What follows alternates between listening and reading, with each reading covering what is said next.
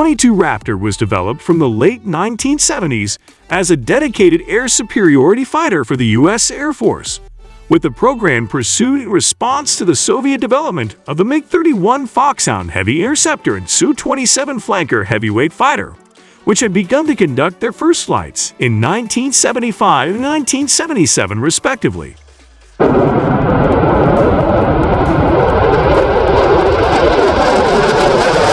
The Raptor entered service after considerable delays and several cost-saving cuts to its design in December 2005, and was the world's first fifth-generation fighter to become operational. The aircraft's very high maintenance requirements and its operational costs, which were over double those it had initially been intended to have, were key factors leading to its early termination for production, with the order given in 2009, less than 5 years after it entered service.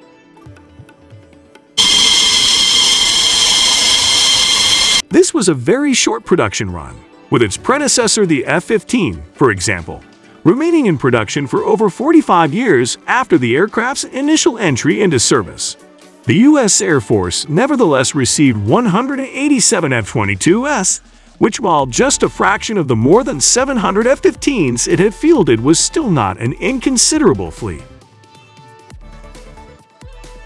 The F-22 would remain the only heavyweight fighter of its generation for little over 11 years, until the Chinese J-20 entered service in March 2017, which was followed by the Russian Su-57 in December 2020, in the F-22's first 15 years in service. However, the war on terror and lack of near-peer adversarial threats in the post-Cold War era meant that the fighter had no opportunities to engage enemy platforms in air-to-air combat, let alone rival heavyweight air superiority platforms such as the Su-27 or J-11B, against which it could demonstrate its potency. While the F-15, the F-22's fourth-generation predecessor, saw extensive air-to-air combat in Israeli hands and later by the United States and Saudi Arabia in Operation Desert Storm against the Iraqi Air Force, the F-22 never had a chance to prove itself a worthy investment. Although the fighter was highly specialized for air-to-air combat, the lack of any combat situations which required such a platform mean the Raptor acted only as a deterrent to maintain a favorable balance of power in Europe and the Pacific against genuine near-peer threats. Much like the F-14 Tomcat before it, the result of the change to the nature of war the U.S. faced was that the F-22 was modified to be able to perform an air-to-ground role, for which it was never initially designed.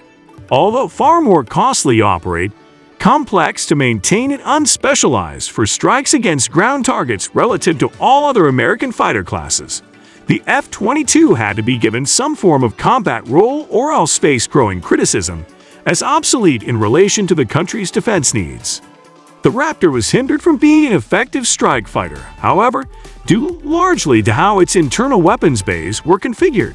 in that they were too shallow to deploy cruise or ballistic missile or even high-diameter bombs, and had been designed for the much sleeker and longer AN-120C and AN-9X air-to-air munitions. This contrasted to the much lighter F-35 and the Russian Su-57, which were designed with much deeper bomb bays, which allowed them to perform well in a strike role and engage targets hundreds, or in the Su-57's case, thousands of kilometers away with standoff-guided weapons. The F-22's configuration instead resembled that of the Chinese J-20 fighter, which was also designed to be highly specialized for air-to-air combat. The F-22 was nevertheless adapted to carry low-diameter guided bombs, which could be carried from its internal weapons bays. Although these did not have a standoff capability, could only be carried in small numbers, and were too small to penetrate any fortified targets. The fact that the Raptor had to fly over the target to deploy them made their usefulness limited in interstate conflict against a high-end adversary, but did present options to give the Raptor its first taste of combat against insurgents with negligible fortifications or anti-aircraft capabilities. The F-22 saw its first combat deployment with a limited contribution to the air campaign against the Islamic State insurgent group in Iraq in 2015, which was seen by many as being at least partially motivated by the need to prevent criticism of the aircraft, seeing a full decade without any combat service, since the Raptor was far from the ideal aircraft for such missions. The F-22 was subsequently deployed to Afghanistan against Taliban insurgents, where the aircraft capitalized on their very long ranges to strike from Al Dhafra Air Base in the United Arab Emirates.